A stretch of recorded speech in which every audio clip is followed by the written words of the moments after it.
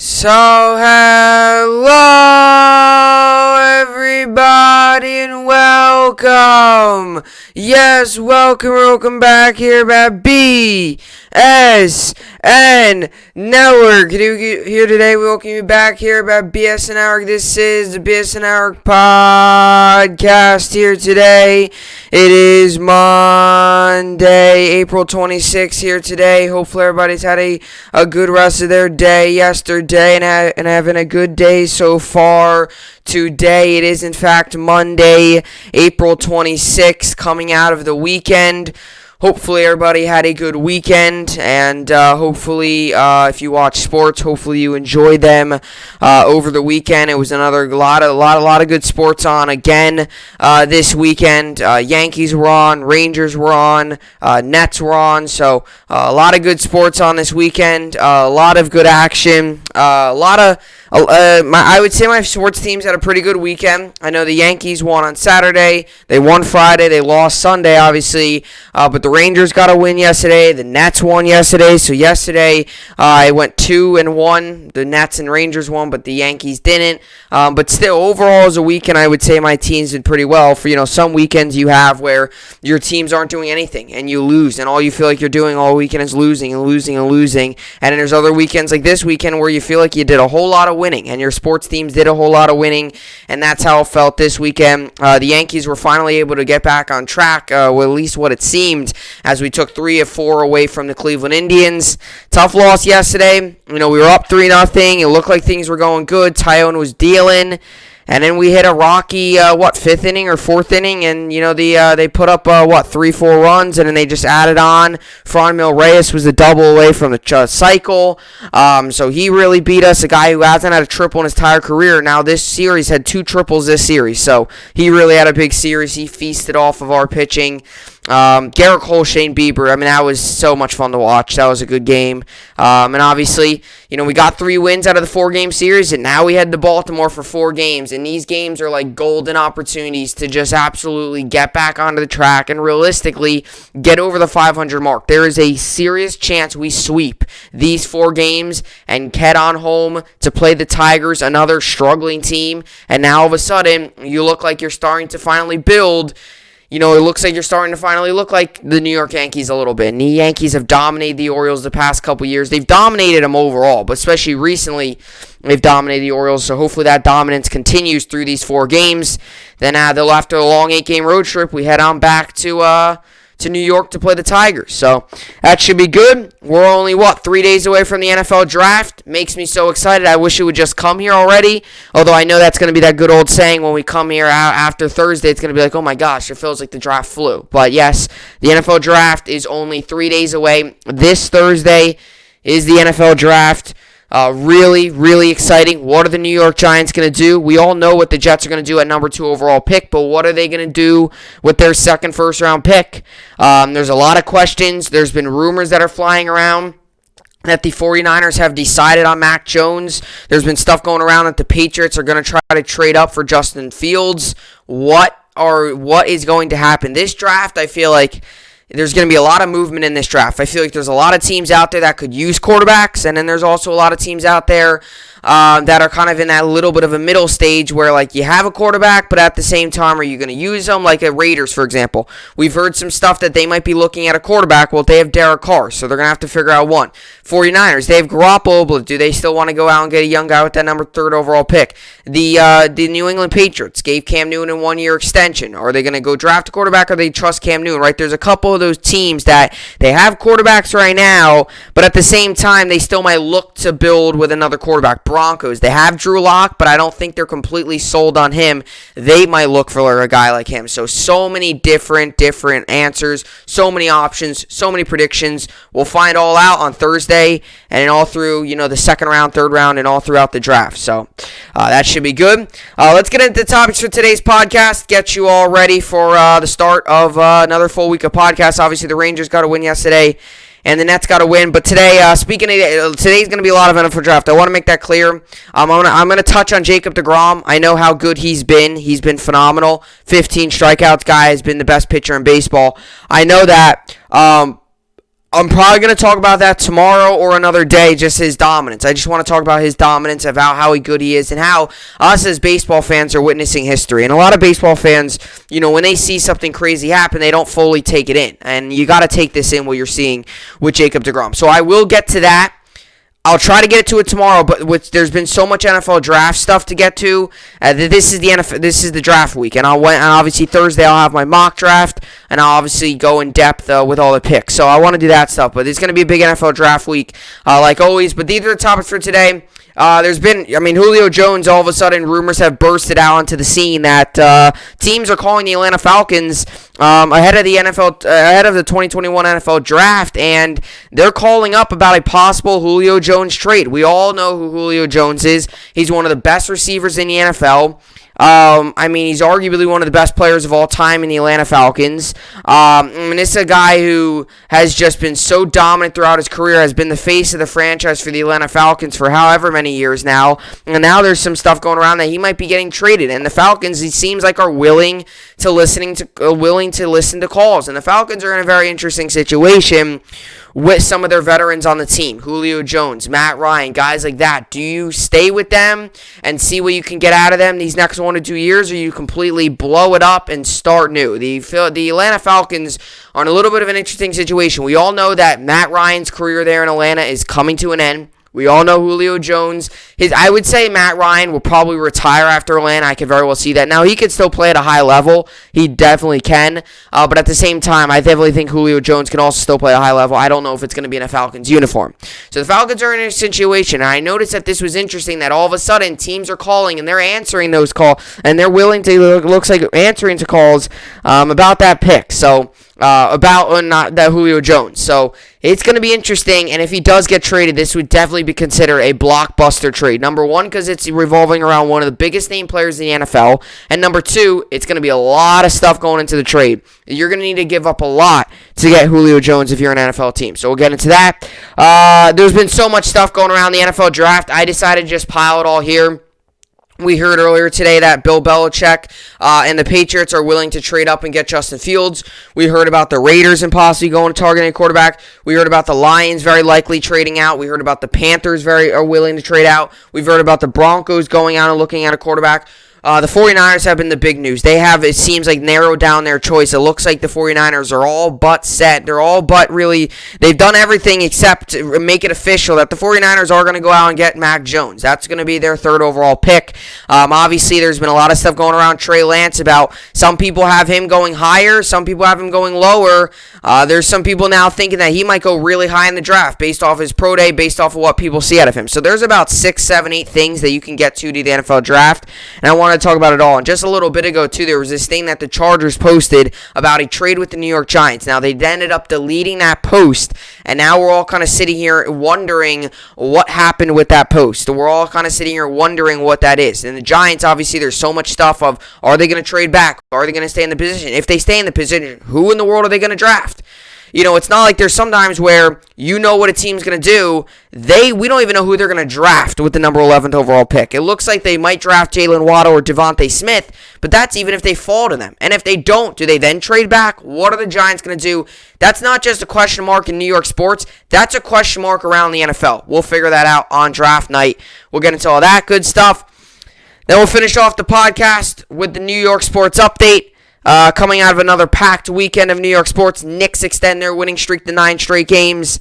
Nets have sole possession of first place in the Eastern Conference with a record of 41-20 with 11 games to go. So that's good. We'll get into that. The Rangers have a day off today. They play again tomorrow. I said on Friday or Thursday, whenever I said it, the Rangers playoff position was on life support. And now all of a sudden the Rangers are back to 4 points out. The Bruins have lost 2 straight games, and the Rangers have won 2 straight games. We beat the Flyers and we beat the Sabres yesterday. We have another opportunity tomorrow to gain ground on the Boston Bruins. So that's good. Hopefully we can get another win tomorrow. Rangers day off today.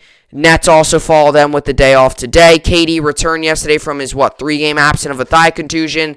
Was amazing. People don't realize the amount of talent Kevin Durant's got. When he's out there, he's one of the best players in the league. Kyrie Irving had a big day. And at this point, we're just waiting for Harden to come back, and we're ready for a full-on playoff push, and hopefully ends up in winning the final. I know a lot of people out there don't want to see the Nets win a final, but I do because I'm a Nets fan. I've been one my entire life, and hopefully we get the job done. With all that being said, that is what we got on tap for the podcast. So with all that being said, this is the BSN podcast, and let's get right into it.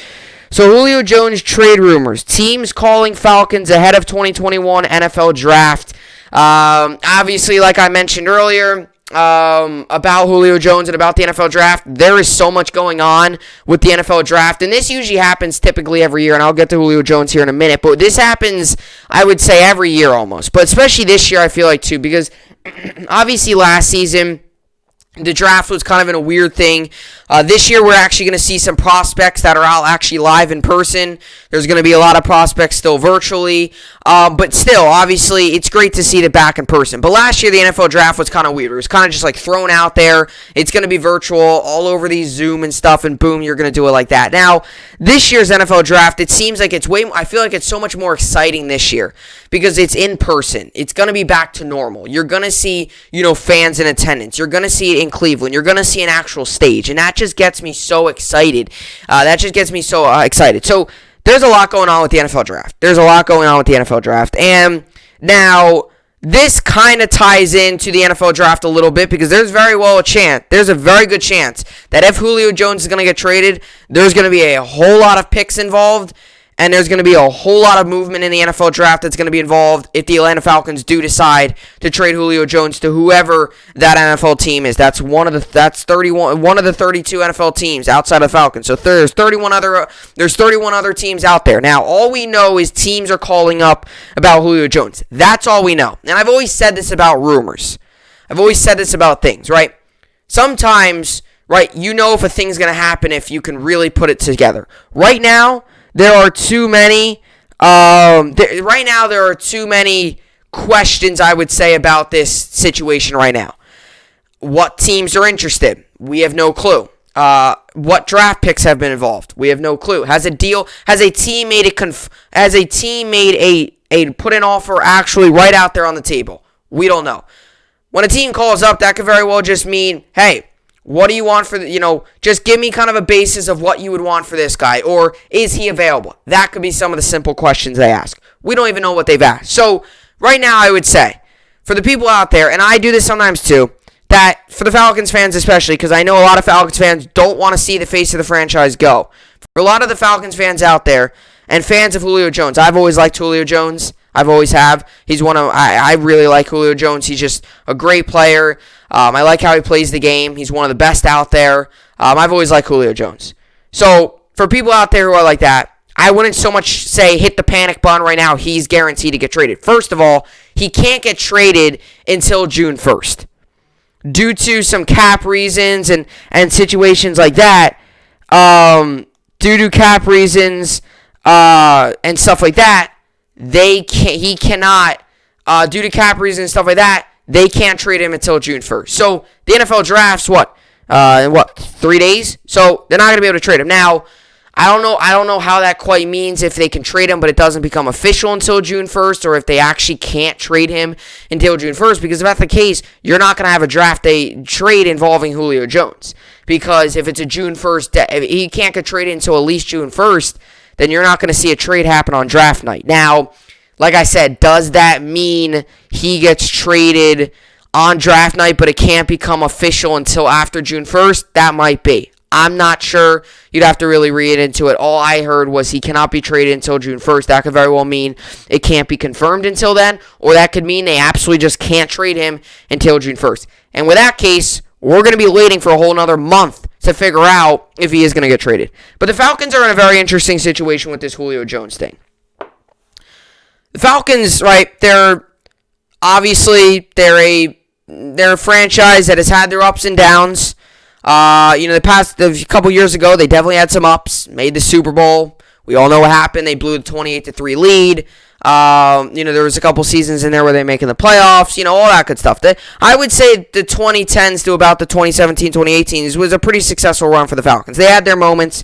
They had ups and downs. They had a couple years where they made it, stuff like that, and all that stuff. Now, the Atlanta Falcons are in an odd situation, and I don't want to compare. I would say the Falcons situation's way better than the Pittsburgh Steelers situation right now.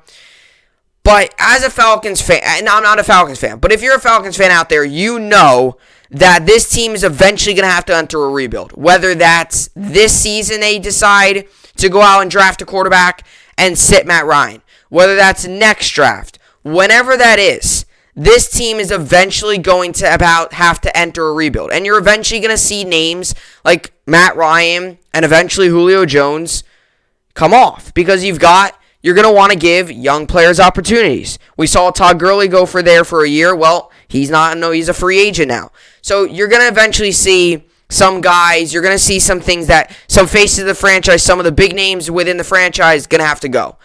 It's just a matter of time. It's a matter of when it's going to happen, and that happens a lot with organizations and teams. We see it a lot, right? You have a great run. You make all these playoff appearances. Eventually, it's going to have to get to the point where you're eventually going to have to kind of break off of it and start fresh because those players, they can't play forever, right? They just can't. Their bodies, stuff like that, it takes a toll on them. That's the situation with the Falcons right now. They have a whole lot of players who have been great for the organization, who have been amazing, who have been big names throughout the league, who helped that team get to the Super Bowl, get to the Super Bowl. Obviously, they lost it, but the fact is they still got to the Super Bowl, right? Obviously, they lost it, but they still got there. There's a lot of members of that team that, obviously you're eventually going to have to get moved on. And that's, I feel like, in the situation with Julio Jones. And if I was the Atlanta Falcons, this is just my opinion. Falcons can have their own opinion. Arthur Blank can have his. He can make all the decisions. I don't make the decision for the Atlanta Falcons. I don't make the decisions for any NFL team. I can predict them. I could speak my opinion. I could say whatever I want. This is what I would do if I was the Atlanta Falcons. I personally would not trade Julio Jones. If you decide to get rid of Matt Ryan, okay. And the reason I say that is because quarterback position's big. Matt Ryan, he can still go out there and play he's a still solid quarterback. But Julio Jones, in my opinion, is still a top 10 receiver in the NFL. I still believe that. Top 10, maybe top 7. I don't know. He is still a top 10 receiver in the NFL. I still believe. Matt Ryan, he's on the brink of being a top 10, top 15 quarterback in the NFL. I still believe that Julio Jones is one of the top receivers. Now, how does that make me try to prove my point here? Well, if you go out and let's just say get a new quarterback, you're going to want the guy to be built around with amazing talent. Let's just say, I'm not saying this is going to happen. Let's just say they draft Justin Fields this year. And 6 games into the year, they decide they're 2-4 or 1-5, and they decide to go ahead and put in Justin Fields for the rest of the year. Let's just say.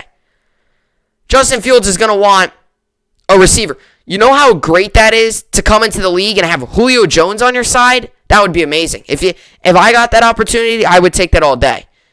If you got Julio Jones to be one of your receivers in your first game and Julio Jones is lining up to the left or the right of you, and one of the best receivers, one of the best players of all time in Falcons history, if you got that guy lining up to you, you're already in a good position.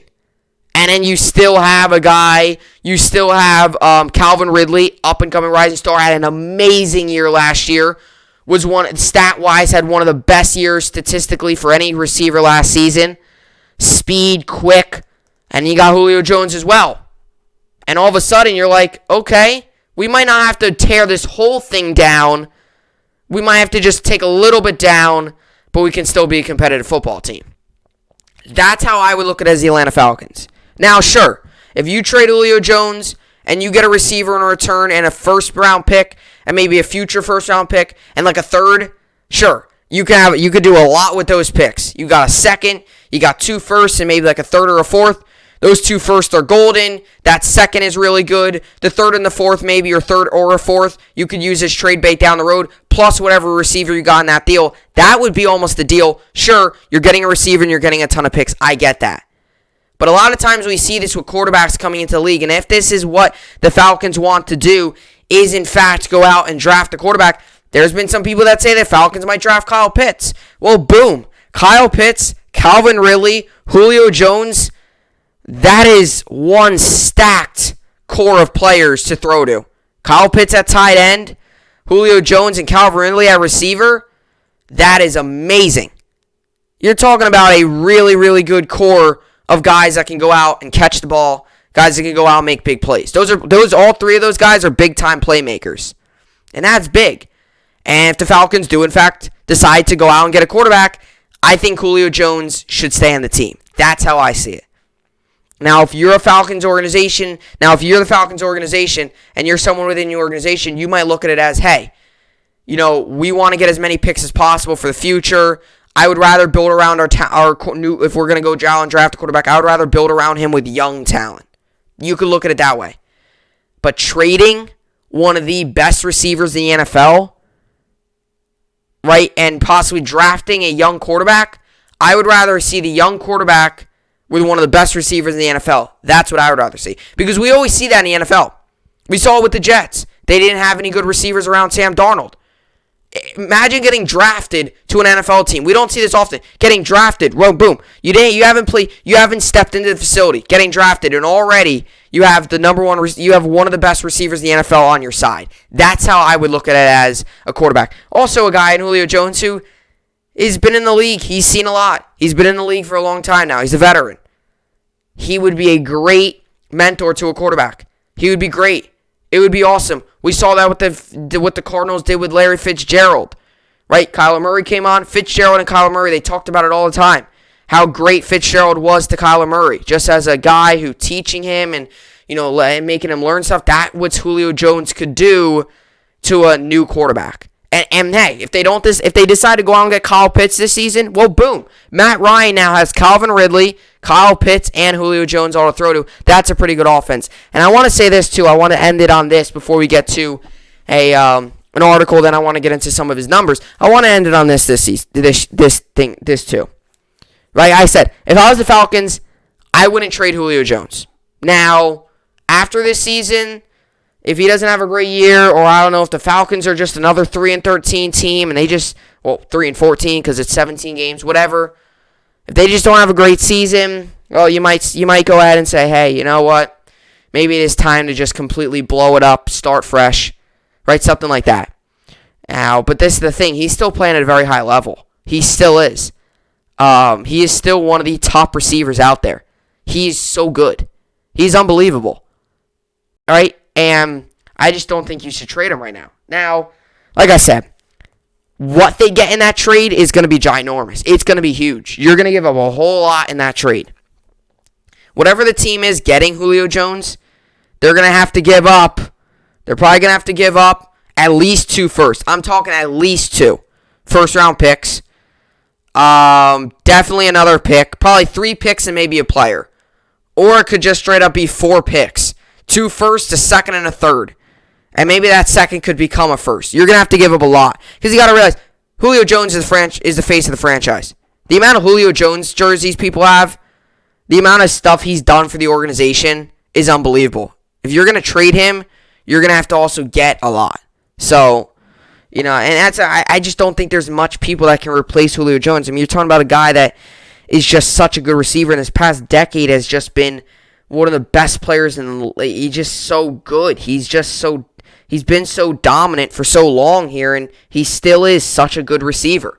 That's why I don't think if I was the Falcons, I wouldn't trade him yet. Now, yes, there's teams calling up, and I think the Falcons are willing, depending on what it is. But if I was the Falcons, I wouldn't give it up yet, especially if you're going to go out and draft a young quarterback either this season or next season. Nothing better than having a young quarterback come onto the scene and having one of the best receivers in the league come into this and have him on his side. But I want to end you with this. I know I mentioned this earlier, but I went on a little bit of a thing. I wanted to just say this before I read this article. The Falcons last season, their offense wasn't the issue. It's their defense. So if you're the Falcons, try to keep your offense. Try to keep it going. Add to the defense. And maybe you go out and say, hey, we might have a competitive football team now. The Falcons last season had one of the worst defenses in the NFL. Their offense wasn't an issue. If you trade Julio Jones, it's definitely going to take a hit. A big hit if you trade Julio Jones. That's how I see it. So let's get into this article here. Julio Jones trade rumors. Teams calling Falcons ahead of 2021 NFL Draft. Teams have reportedly contacted the Atlanta Falcons about a potential trade for wide receiver Julio Jones. Ian Rappaport of NFL Network reported a deal cannot happen until June 2nd. So June 1st, I guess, is like exactly the deadline, and in June 2nd, they can actually make a deal. Until June 2nd because of the Falcons' cap constraints. But interested parties have been gagging Atlanta's interest in moving on from its franchise receiver. Peter King of NBC Sports mentioned the Las Vegas Raiders, New England Patriots, Baltimore Ravens, and Tennessee Titans as potential suitors. Now, that doesn't say they were the teams that exactly called up. Those could be some teams that could have called up, but we don't even know that yet.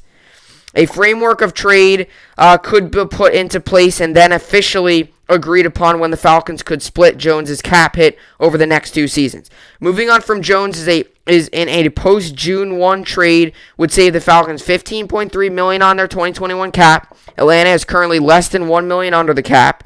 With draft picks yet to sign, meaning some additional moves are going to be needed to give the team breathing room. Trading Jones would make some level of sense if the Falcons were planning to begin a rebuild, like I mentioned earlier. If they were planning to begin a rebuild and completely tear it down, yes. But I still don't know if it's the truth. Now, on this article, they might agree with it to trade him. I just don't know if you should do it yet. Since if the Falcons were planning to begin a rebuild, they could theoretically move on from Matt Ryan after the 2021 season, though it would be more financially beneficial to wait until 2022 and may wind up tipping their hand in Thursday's first round. Conventional wisdom says the draft does not begin until the Falcons pick at number 4. The Jacksonville Jaguars, New York Jets, and San Francisco 49ers are all locked into quarterbacks with the first 3 picks, meaning Atlanta could take the best non-quarterback available, dip its own hand into the quarterback pool, or trade back with a team perhaps looking for a signal caller of its own.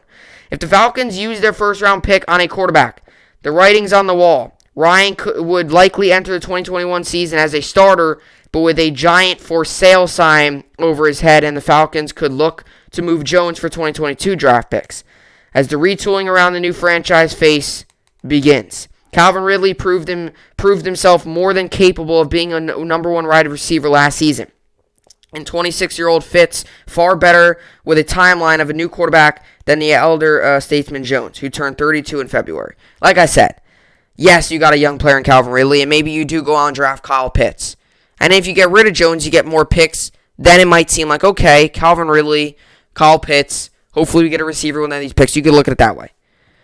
I know Jones is 32, and I get it, age is a big impact, but age really hasn't impacted Julio Jones that much. It hasn't. And you see that with some players. Some players, when they hit 30, they just hit rock bottom. They just can't do anything. There's some players, they could still play at a high level until they're 36 years old. We've seen it with Brady. He could still play at a high level, and what is he, 38, 39? We saw that. Right, we saw it with Adam Vinatieri. He was still playing solid in like 40, 41. Now he's, 45, 46, and now he's not even on a team anymore. He's still in the league, but not on a team. Julio Jones is one of those guys that he's aging well. He's actually doing perfectly fine while aging. And, I mean, you could still say he's still one of the top receivers in the league, and he's 32. Some guys, when they hit 30s and they're a receiver, they're not even considered one of the top receivers in the league. Julio Jones is still considered one of the top, and I don't know if I would so much make the argument, but you could make the argument that he is the best receiver in the NFL. You could. And you could provide good evidence about it. You could provide good stats and good reasoning. Now, do I think he's the best receiver in the league? No, I don't. Do I think he's definitely one of the top receivers in the NFL? Yes. He's definitely up there with, guys. He's definitely up there with guys like, Metcalf, Diggs, Hopkins, Adams. He's definitely up there in that conversation of being a top 10, top 7. Maybe fit him into about the top 5 range of receiver in the league, and he's 32. So yes, you might put into, age. If you want to look at age, yeah, you're going to go with Calvin Ridley. But if you're going to look at a guy who is still playing at a high level, you're going to go ahead and look at Jones. Now, last season he did only play 9 games, but when he's played all 16, 15 games before, this is a guy who just doesn't. He's on another level. Last season, he had 51 receptions, 771 yards, 3 touchdowns, 15.1 was his average per catch. So, he only played 9 games last season. So, you got to look at that. He's been with the Falcons since 2011. But you got to look at this. The year before that, he played 15 games. 99 receptions, 157 targets, 1,394 yards, 14.1 his average, 6 touchdowns. I mean, this was a guy who was just so good. And you look at his career numbers, he's played 135 games in the NFL, 848 catches, 1,326 targets, 12,896 yards. That's unbelievable. That's about 1,000 yards a year. 15.2 is his average per catch throughout his career. He's scored 60 touchdowns. His longest touchdown of his career is 81. Now, one thing with Julio Jones and with Calvin Ridley that might be a little different. Calvin Ridley last season, I believe, was a big touchdown scorer. Now, Jones last season scored 3 in 9 games. Now, he averages probably about 6 a season. Calvin Ridley last season had 9. So if you're going off of touchdown catcher, it might be Calvin Ridley. But at the same time, if you're going off of a yards guy, Julio Jones, that's all he does. Last season, he did that a lot. I mean, this is a guy who averaged about 15 yards a catch. For his career, he averages 15 yards a catch. That's unbelievable. He might not score 15 touchdowns every year or 9, 10 touchdowns, but he's going to give you 1,300, 400 yards, and he's going to give you big catches in big moments of the game when you need him. And he showed he can still win one-on-one coverages. He can still get past cornerbacks, and he is 32 years old. And like I said, I usually do use age a lot to judge players because a lot of times, if you're looking at a guy that's 36 compared to when he was playing when he was 30, 6 years can make a big difference on a guy's career. Julio Jones, I still think he's still a very good receiver, one of the top receivers in the league when healthy. And he's 32, but he's not showing any signs of slowing down anytime soon. That's how I see it. If I was the Falcons, I don't know if you want to move on from him yet. I just don't know. I just don't think so. I don't think you should move on from him yet. Now, if you move on from him now, you're going to get a lot in return. You can look at it that way. I feel like this is one of these things that's going to be like 50-50. There's positives to both sides. It's either you keep him, and you're keeping one of the better receivers out there and the face of the franchise, or you trade him, but you are trading him. You're trading one of the better receivers out there, but you are you're gonna get a ton of draft capital, and you could very well get another receiver in return. So there's positives to each, but right now, I wouldn't push the trade button yet if I was the Falcons, because this could very well be a trade that changes the trajectory of how the franchise is going. This could be one of these trades. Blockbuster trade. Something like that. If I was the Falcons right now, I wouldn't trade him yet. I would see how things play out, see how this season goes, then you can make the decision. That's how I look at it. That's what I think the Falcons should do. Leave a comment down below on your thoughts. Right? We all know who Julio Jones is. The guy's been just so good for so long here. And he still is playing at a high level. So, we'll see how it all plays out. But with all that being said, let's get into our next topic here. So coming up next, we're going to talk about NFL draft rumors. I mean, literally just stuff coming up. Baltimore just came out here. Is going to target a receiver. Kyle Shanahan wants Mac Jones. Patriots are eyeing Justin Fields. Let's see. Trey Lance stuff. 49ers were down to Jones and Trey Lance. Panthers are willing to trade. Lions are willing to trade. And then you obviously heard the Giants, and then the Chargers might be moving on. All that stuff going on. There's so much stuff to break down in the NFL draft. I'm going to do my best to break it down coming up in this next segment. I'll talk about all that stuff coming up.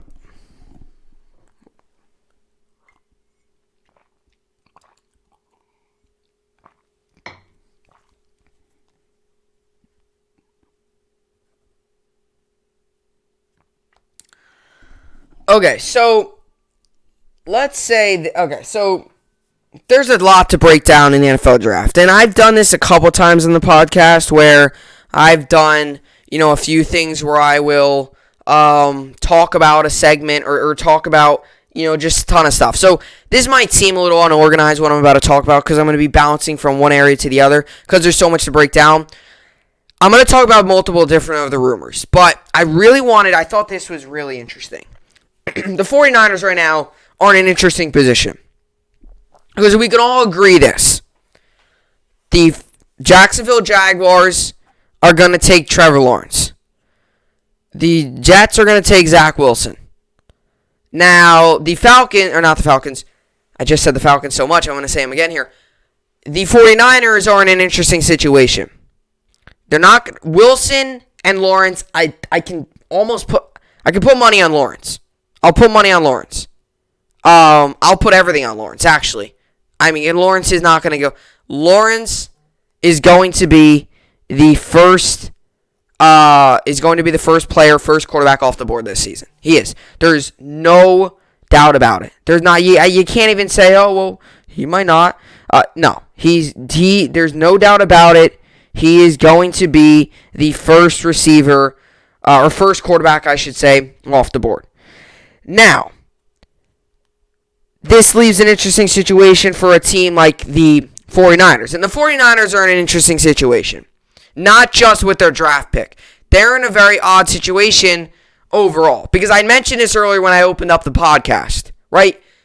Sometimes you have teams, and we've seen this a lot, where a team will be, you have a team that's like, they got a quarterback that could still be good, but they've also kind of want to get a young guy. They're not completely sold on which to do. And sometimes the organization with the people in the front office are like 50-50. That's the situation with the 49ers. They're like, they got Garoppolo, but they're not completely sold on him. But then you have a guy like Mac Jones and Trey Lance, and some people want him, but like, what do you do? And then the guy that you pick 50-50 in the organization of who they want.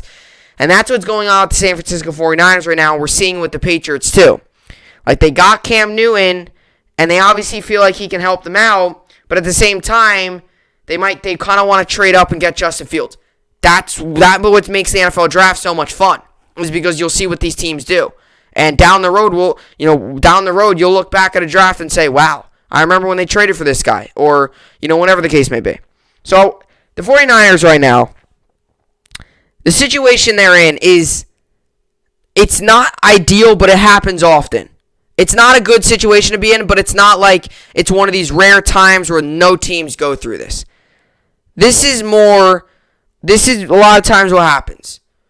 So the 49ers right now, they're going to draft a quarterback. We all know they're going to draft a quarterback. Now, the front office, Kyle Shanahan, John Lynch, all them, they're split on who they want, though.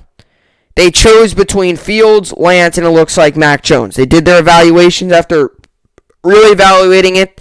We've last heard that they were down to Trey Lance and Mac Jones on who to draft. Now, Kyle Shanahan, the head coach of the 49ers, he wants Mac Jones, while many of the others in the front office want Trey Lance. That's what causes these, what they call, final minute draft day decisions. A lot of these teams out there, they have their decisions made months in advance. When the Jacksonville Jaguars found out they were getting the first overall pick, they knew they were taking Trevor Lawrence. There was no ifs, ands, or buts about it. They knew they were taking Trevor Lawrence. And the New York Jets, I really believe, have known and are going to take Zach Wilson. The 49ers, however, they're a team that they're going to make a draft day decision. Some of the organization wants Trey Lance. Some of them want Mac Jones. And this is where, no matter what there is, there's going to be a party that's going to be a little concerned with the move. Now, if you're asking me who I would go ahead and say with now, I think both quarterbacks are very good. I think Trey Lance is very good. We've seen what he did with North Dakota State. He never lost the game. And also, since he's left North Dakota State, they have not had a very good run. They played the spring football now. They've been playing the spring because of the whole COVID. They got canceled. They were not that good. They lost a couple games. They looked a little lost without him, which can go to show you his impact on a team. Now, also, a lot of people always bring up he played in the FCS. So, he didn't play with the big teams like the Clemsons and stuff like that. Mac Jones did. Mac Jones did. He beat Notre Dame. He beat Ohio State, right? He beat the big names. Trey Lance never got that opportunity. So that's one issue with Trey Lance. Now, an issue with Mac Jones, Trey Lance, everything about him. He's got good arm strength, very accurate. He can run. It's good like that. Now, Mac Jones, I don't know if he's as mobile as Trey Lance, but he's got excellent arm strength. He's very smart. I mean, he's just a smart all-around player. You go to Alabama, you're going to be good.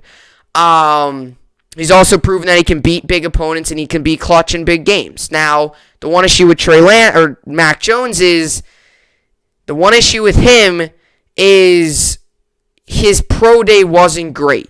He didn't have a great pro day. And that in a way, worried some scouts, but at the same time, scouts saw enough out of him in a game situation, saw enough out of him when he was playing all the games on national television, all that. They saw all that stuff. They saw enough out of him in the national champions and stuff like that. They saw all that stuff.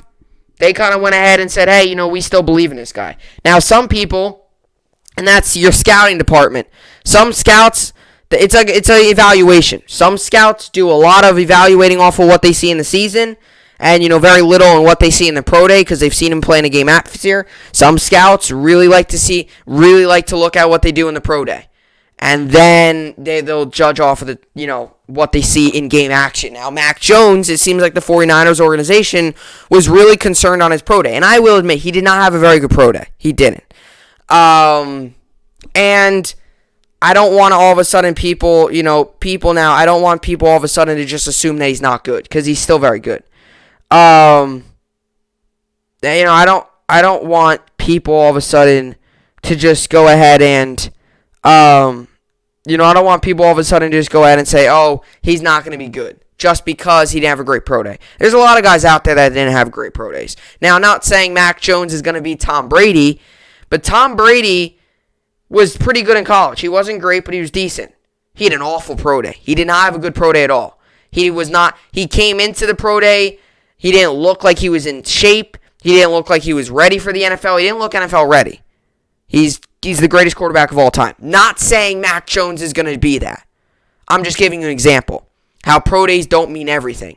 Now, Tom Brady's just a different story. He's just great. Drew Bledsoe got hurt. He got his opportunity. I don't need to go through it again. We've even seen it recently. You could very well, I don't know who it was, but we even saw it with Trevor Lawrence. His pro day was good, but he was limited because he had to get shoulder surgery. He's still going to be the first overall pick. I still think he's going to be an excellent quarterback in the NFL. So that's that kind of stuff. Trevor Lawrence was limited on some of the throws he made. He wasn't able to throw the ball as much in some places because of his arm, but he still made some excellent throws. He still did well. Obviously got surgery, and he's now going to be okay. That's another thing. He got surgery. Some people might be concerned about that. It's Trevor Lawrence. He's one of the best generational talents we've ever seen. So that's how I see it. But it's just an interesting situation because when you're split like this, you just don't know what to do if you're Kyle Shanahan in the front office. Because a couple years from now, if you don't draft one of the players and that player is going insane on another team, you're going to kick yourself. You're going to sit there and say, wow, we could have had him. So, we'll see how it plays out. I know there's a lot of people that are split on this. If you ask me who I think is the better quarterback, it might be Mac Jones. But if you're also asking a guy who's under less pressure and is going to come into the league and just do his thing, that's going to be Trey Lance. Because Trey Lance Mac Jones is under a lot more pressure because everyone expects him to do good. Trey Lance, there's a lot of people out there that are doubting Trey Lance.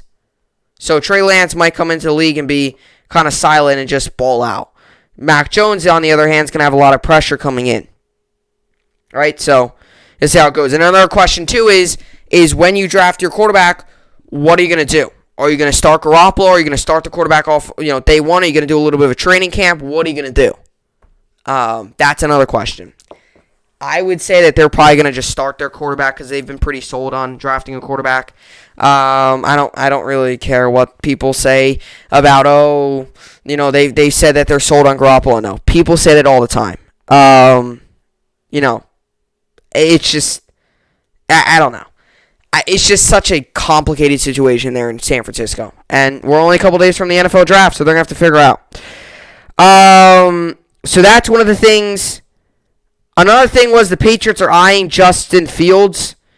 Patriots are trying to trade into the top 10 to get Justin Fields, which is interesting because a lot of people thought Justin Fields was going to be drafted way earlier. Where are they going to fit into the top 10? Where are they going to go? Do they trade with, where are you going to go? There's a chance that the Falcons take a quarterback with the number 4 overall pick. Are you going to trade with the Falcons? And if so, what are you going to trade them? What are you going to do? Right? It's another thing, too, that's so complicated because it's not like you're just going to trade up and get the number 1 overall pick and draft Justin Fields. Or trade up and get a top 3 pick automatically, because Justin Fields, he's a pretty big name. There's going to be a lot of teams out there that are interested in getting him.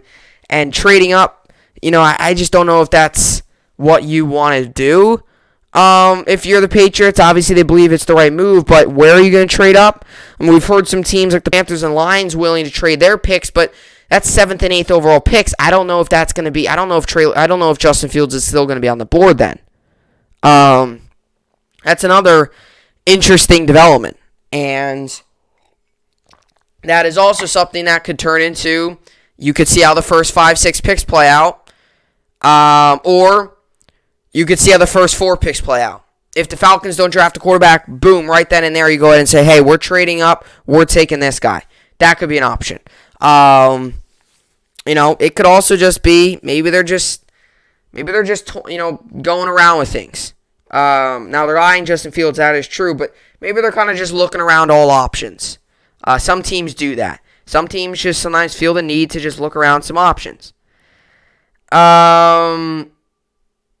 You also had, obviously Baltimore targeting a receiver, which is the right move, I think, because Lamar Jackson doesn't have that. They have 2 first-round picks now after they traded after they obviously made the trade with the Chiefs over the weekend with obviously Orlando Brown. So that's another move that they could be making. We've heard the Giants are kind of set on Devontae Smith and Jalen Waddle if they're there, but I don't know. They could very well trade that pick too still. Jamar Chase, where's he going to go? What are the Bengals going to do? Are they going to take Sewell, Jamar Chase? So many questions to be asked. So many questions that are going to be asked. I mean, not even you could just make up questions. You could just make up questions like, what is this team going to do, right? I mean, what are the Jets going to do with their second pick in the first round? That's so hard to tell because there's 22 picks in front of them before they make that pick. I'm sure you'll get a good idea, though, by the 19th, 20th overall pick where we're going to go. Let's just say receivers we were looking at are off the board. Maybe, I don't know, Caleb Farley still on the board, but the offensive lineman they wanted really wasn't. You could go target Farley in that position. What are the Jets going to do? I don't know either. Jets, I know what they're going to do with the number 2 overall pick. I think we all know. But the second overall pick in the first round, and then, all that stuff, that's kind of just an interesting thing right there. So, but this is what makes the NFL draft so exciting. The draft itself, and then you can look at your team and say, oh, we got this guy and all that stuff. But the leading up to it is also exciting. With predicting and, looking at all the different things. And if there's a draft before the draft even starts. And then draft trades, or if there's a trade in the draft before the draft even starts, I meant. And then trades in the draft, too, are so much fun. Because that shakes things all the way up. Because now you could see a player that might have went there. That team that traded with them doesn't need that player. And now they can go, and it could just open up an entire different thing. So, we'll see how it all plays out. But let's get into the New York sports update to finish off this podcast here on this Monday. As for the NBA games over the weekend, the Nets got the win on Friday. They got the win yesterday, so we went 2-0 over the Friday-Sunday weekend games. 2 good win for the Nets as we have sole possession of first place in the Eastern Conference. As for today, we got the Hawks-Pistons. I'll give Hawks the win. Lakers-Magic. I'll give Lakers the win. Spurs-Wizards. Give Spurs the win. 76ers-Thunder. Give 76ers the win. Raptors-Cavs. Give Raptors the win.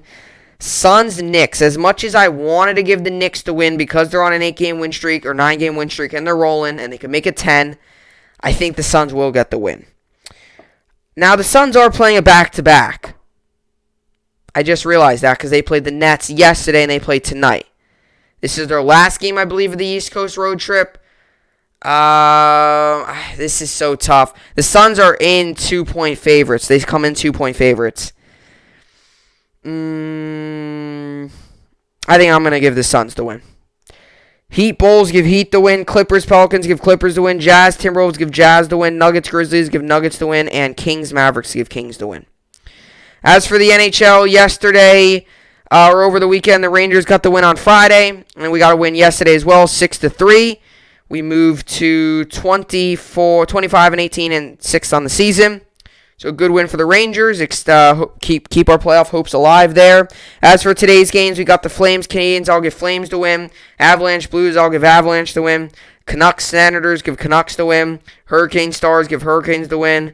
Panthers, Predators give Panthers the win. Oilers, Jets give Oilers the win. And Kings, Ducks give Kings the win. And then Coyotes, Sharks give Coyotes the win. As for the MLB, the Yankees got the win on Friday. They got the win Saturday. They did not get the win yesterday. But we still took 3 out of 4 from the series, so not awful after all. But today we got the Royals, Tigers. I'll give Royals the win. Twins, Indians give Twins the win. Rays, A's give A's the win. Braves, Cubs give Braves the win. Brewers, Marlins give Brewers the win. Cardinals, Phillies give... I'll give Phillies the win. Angels, Rangers give Angels the win. Astros, Mariners give Astros the win. Giants, Rockies give Giants the win. And Dodgers, Reds give Dodgers the win. By the way, the Rockies GM resigned. Mets do not play today. I don't know if you guys saw this, but the Sunday night game last night, that was unbelievable. With the comeback that the Padres made, what was it? 8-7, I believe, was the final. I can check. Yeah, 8-7. That was unbelievable. And I want to say this. Tatis Jr. is just special to watch. He's just special. I mean, this is a guy. He's like a Mike. He's not up there with Mike Trout yet. Mike Trout's one of the best baseball players of all time. This is a guy I feel like is going to be the next, like, in a way, not saying he's going to be as good as Mike Trout. You really can't compare him because he plays shortstop and Mike Trout plays center. But it's a guy that's like a Mike Trout. He's going to gather fans just to come and watch him. And I was there to watch the game yesterday. I was, watching the game, obviously. It was a game, Sunday Night Baseball, all that good stuff. But at the same time, I was also there because I wanted to see Fernando Tatis Jr. And I got to see that home run. That was amazing. He's hit 5 home runs in the past, 3 games, whatever. I mean, 2 for a Saturday, or 2 Friday, 2 Saturday, 1 yesterday, 5 home runs in the past 3 games. It just doesn't get much better than that. He is so good, Fernando Tatis Jr. It's unbelievable. As for today's Yankee game, Yankees coming in this game 9-12. Orioles coming in this game 9-12. The Yankees got Davey Garcia on the mound, and the Orioles are rolling out Matt Harvey. This game comes on today, 7:05 p.m. Eastern Standard Time. You can find this game on Mason, and then you can also find this game on Yes Network. 82% of people are on for the Yankees, 1.5-point favorites. I got to give the Yankees the win.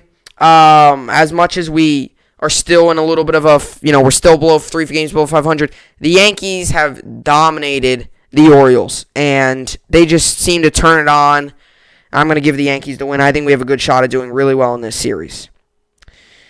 So as for fantasy baseball, I lost last week, so I moved to 2-1 on the season, which is tough. But still, I'm 2-1 on the season. I lost last week 336 to 332. So, obviously it was a tough loss, but we start up again this week, and hopefully we can get a win. I'm currently losing right now 2-0, just because the game started in Royals games. But today I've got going Will Smith, Matt Olson, Josh Donaldson, Carlos Correa, Jed Lowry, Alex Bregman, Whit Merrifield, Austin Meadows, Dylan Carlson, Manuel Margot, Michael Taylor, and Jorge Soler. And that's it there. Oh, injury update. That's what I got to do. Yadier Molina's day-to-day. So Molina foot underwent imaging that was encouraging Sunday, and he could return to the lineup as early as Monday. Jeff Jones of the Belleville News Democrat reports. So that's what that said. So that is what that's the update on Yadier Molina. Hopefully he gets back soon because he's been really good for the team. As for fantasy basketball, I'm currently losing 1,508 to 1,278. Today I've got going Kyle Lowry, Fred VanVleet, Jimmy Butler, Anthony Davis, Jonas Valanciunas, Bradley Beal, Jeremy Grant, Pascal Siakam, Buddy Hield, and Montrezl Harrell. Today I've got injury update. Anthony Davis is day-to-day. Davis is probable for Monday's game against the Magic due to a right calf strain, so he should be back. Trae Young's still out. Hawks have ruled Young ankle out for Monday's game against the Pistons, and he remains without a clear timeline for a return. Chris Kirchner of The Athletic reports. So we'll see how all that plays out. And fantasy hockey, yes, I won last week 275 to 258. So I'm in the championship for fantasy hockey. Super exciting. Out of all the fantasy leagues I've done, I don't think I've won it. No, I've won fantasy basketball last season, I believe. Well, it got cut short, but I was the 1 seed, so it gave me the win. Championship, so I did that. But this is an opportunity, first year playing fantasy hockey, and could very well win the championship. Now, last season, I did win the fantasy basketball championship. The season got cut short, and fantasy basketball didn't come back for the bubble because some players weren't in it, obviously due to some of the teams, only certain teams got invited, with the playoffs and stuff. But it did, when you logged on to fantasy, it did reward me the championship because I was the 1 seed at the time. So technically that's championship, but this would be like the first official fantasy championship for me. So hopefully I get the job done for first year player for fantasy hockey. And I mean, obviously I watch a lot of hockey and I know a lot about hockey and stuff, but it's just the whole draft and figure out what players to take. For the first year of being fantasy hockey, that's pretty good. But it's what I've got rolling out today. I've got Anzez Kopitar, Johnny Gaudreau, Braden Shen, Brock Beausier, Joe Pavelski, Ryan Nugent-Hopkins, David Perron, Jeff Petrie, Say Weber, Adam Larson, Jacob Kitchrim, and Justin Falk. An injury update is as followed. Nikola Ehlers. Ehlers will miss the remainder of the regular season with an upper body injury, though the team expects him back for the postseason. Coach Paul Maurice told reporters, "We're confident and hopeful he'll be back for the start of the playoffs." So he's done for the season, which means I got to go out and get a player. There's a lot of players that are on waivers right now that I can claim, but I'm going to see how they do once they clear waivers. Then I'll make my move, but I'm definitely going to have to get him out of my lineup. I'm going to get rid of him because he's done for the season, so he's not going to come back for fantasy hockey. So since he's done for the season, I'm going to go out and get another player. Who that player is, that's what I'm still deciding. There's a couple players out there. It's got to be another forward because he fills that forward role.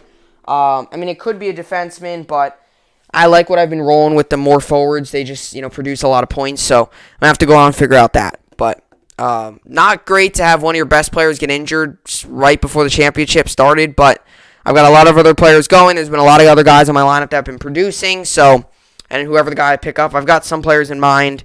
I'll figure that out. So with all that being said, that will do it for the podcast here today. Hopefully you all enjoyed it. It was another good podcast to start up the week. And with all that being said, that will do it for the podcast here today.